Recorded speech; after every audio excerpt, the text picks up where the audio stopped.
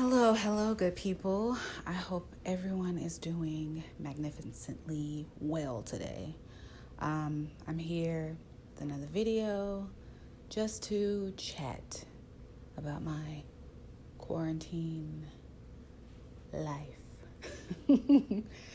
um,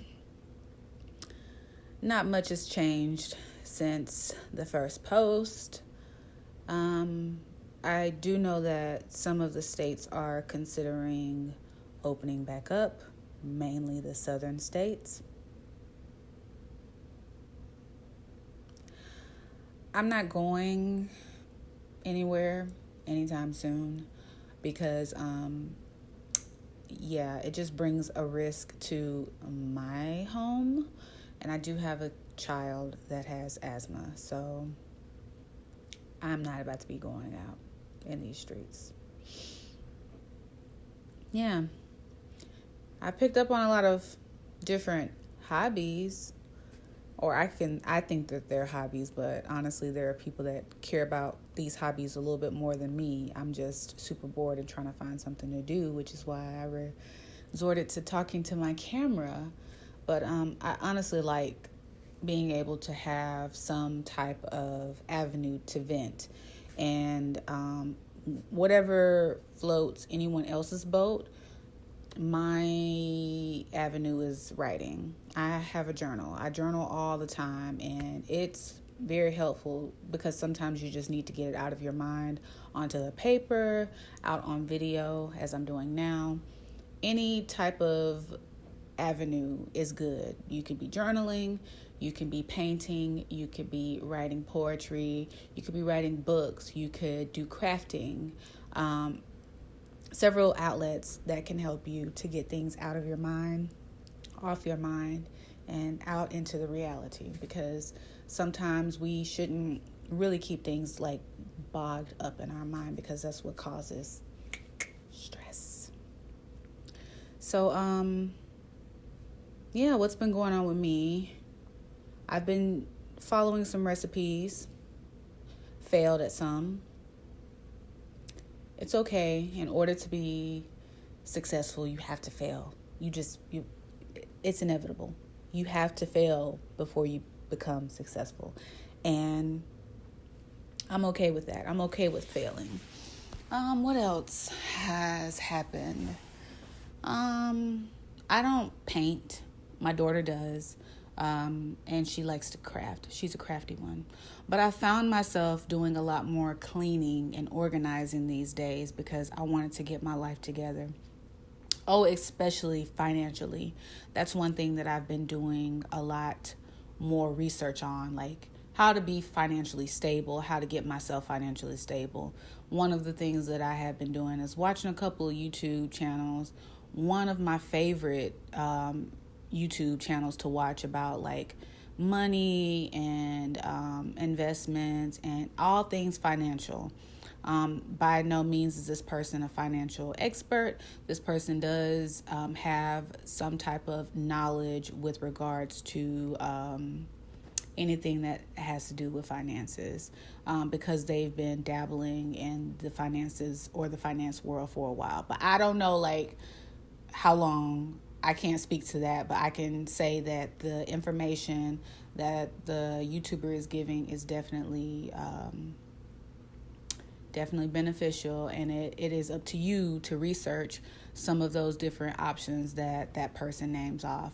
Oh, Patricia Bright is the one that I watch, and her platform on YouTube is called The Break Platform.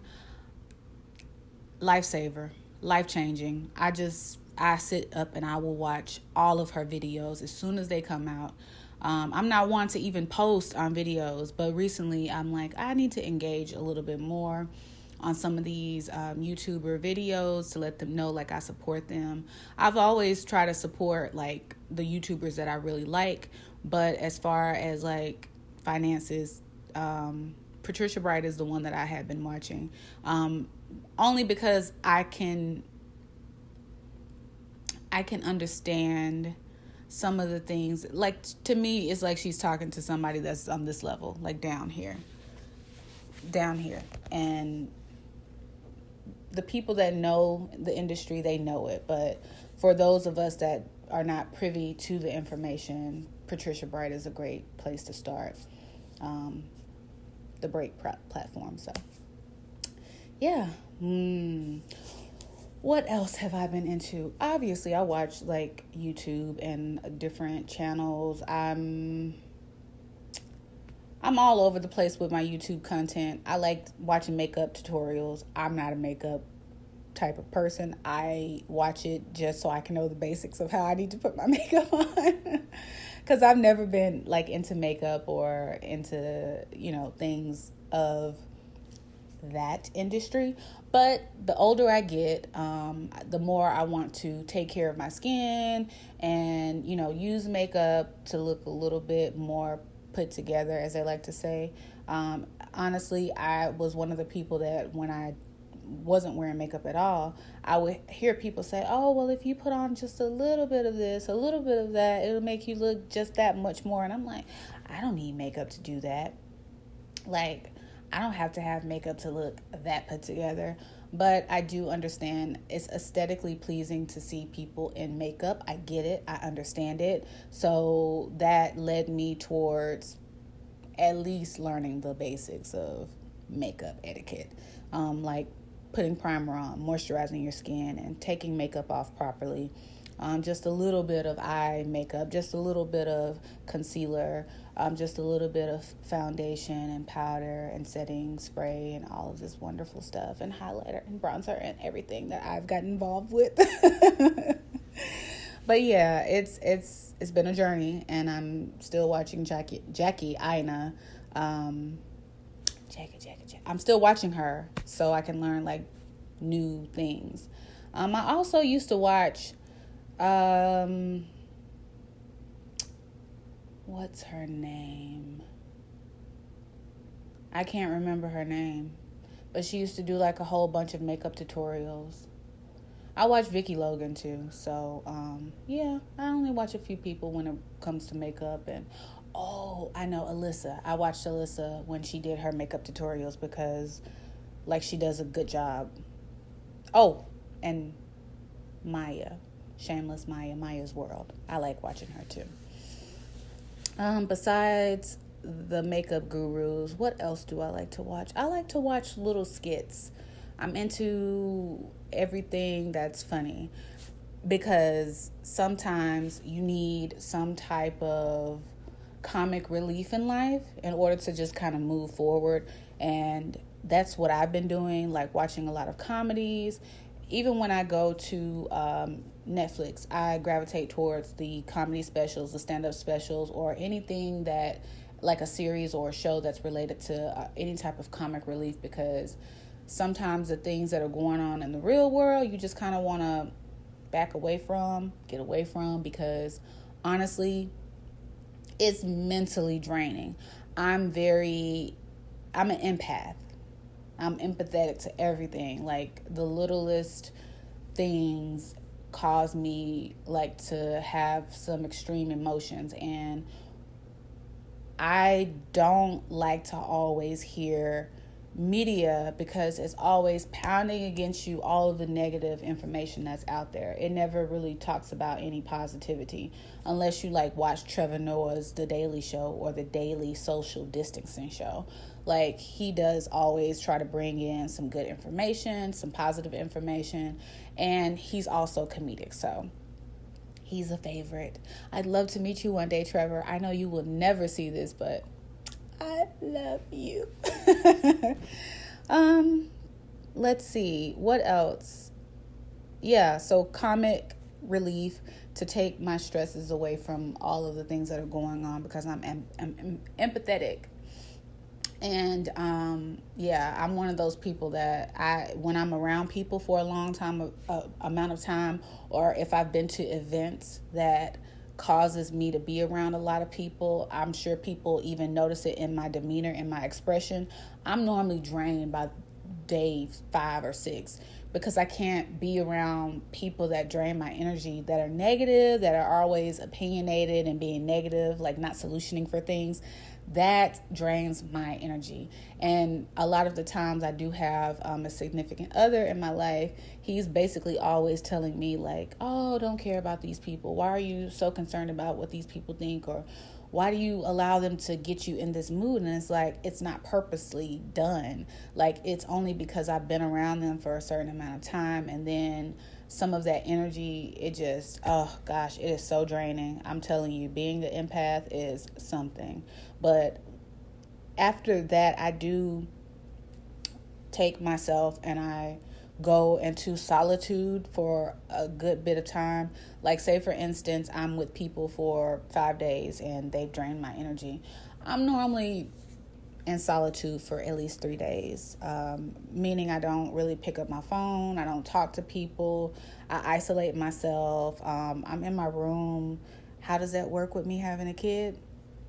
It's a little bit different relationship. I think she does understand sometimes that I do get drained, but she's older now and she's more aware of when I'm trying to regenerate my energy.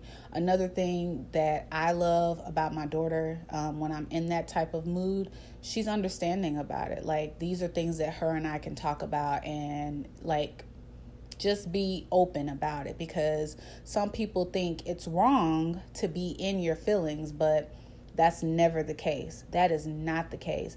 Don't let people make you feel a certain type of way when you are in your feelings. It's okay to be in your feelings. You have to go through these emotions. We're not robots. We are not robots. We are put here to experience the human life in our form as humans. Like, when we have emotions, we're supposed to go through these emotional experiences. That's how we grow. And for people that are out there thinking, oh, I shouldn't cry, I need to be strong. Cry. By all means, cry. Get that shit out. Because if you don't, you're going to put it and project it onto somebody else. And that's something that's not cool and people don't love it. So just be mindful of how you're dealing with your emotions, because we all have them and we all have to deal with them. And every emotion that you have is valid. If you're mad at somebody, it's a valid emotion. Like, that's how you feel. That's your perception. Don't let people say, well, why are you mad? Why are you upset with that? Why are you this? Cut it. Nobody wants to hear that shit. I don't want to hear it, because you're making me feel like, oh girl, you ain't got no reason to be mad, when you do. It's how you feel. It's your perception. So don't let people make you feel a ways when you feel the way that you feel. Go through the emotions. It's okay. Wow, I just went on a rant. But yeah, I just wanted to talk, just be chatty, talk about some of the things that are relevant right now. A lot of people are going through extreme emotions because we're in solitude. You're honestly finding out a lot about yourself, things that you may not have known. I didn't realize that I was as patient as I am. I'm very patient with something dealing with my kid, is what I'll say. I've learned to be more patient with other people because I can't put my, how do I say it without, I can't put what I thought somebody was going to be like into the universe, into that person, because that person, like, my expectations are different than somebody else's expectations. So I could expect XYZ to be a great person, doing everything they need to do and being diligent, but that's not the reality. That person may have XYZ going on where they can't be as excellent as I thought that they could be. So my perception of them and an expectation of them, it's invalid, honestly. Like, because you can't expect something of someone, you can't. because that that brings so many issues into a relationship, like with people, with coworkers, with your significant other, with your kids. Like when you have expectations of somebody, that's not the reality of things. So I try not to have expectations of people. I just try to go with the flow and realize people are who they are. They will always be who they are. Like there's no way that you can expect somebody to be something that they're not. Like that brings about failure in your mind because you thought that this person was going to do XYZ, but that's your expectation. So just be mindful when you're setting expectations of a person to let them go. Like you're not supposed to have expectations of people. You're just supposed to understand what type of person you're dealing with. And that's what I'm learning in my 30s. I know like I've been let down so many times, but it was my own fault because I was the one that had these expectations out of people. I expected this person to treat me certain type of way. I expected this out of this person. I expected this person to love what they're doing as much as I did. But the reality of all of that is that's my expectation. That's not what they're going to do. So let those expectations go of people because it's just going to bring disappointment. So, yeah, being 30, that's what I've learned. I think that's it. It makes me feel really good that I have somewhere to come and talk about my quarantine life and my quarantine experiences because, like, again, you can go crazy dealing with all of the stuff that's kind of floating out there. But I will say to everyone that's watching or people that like to watch or randomness people that have just accidentally clicked on my video and seen it thus far, I will say that do your research. Like there's so much information floating around on YouTube, on the media, social media. Just be mindful and do your research and use common sense because to me, I feel like some people ain't using their common sense. Use common sense. It's okay to do your research. We ain't got shit else to do. I'll wait. Nothing else to do. So get organized. Get your finances together. Do something with yourself. Get your mental break on. Take 5 minutes out your day to go outside into the beautiful nature and, bask in the sun. Meditate. Be still. Be quiet. Be silent. Just take some time for self. Because if you don't, then I won't be surprised if you're going crazy.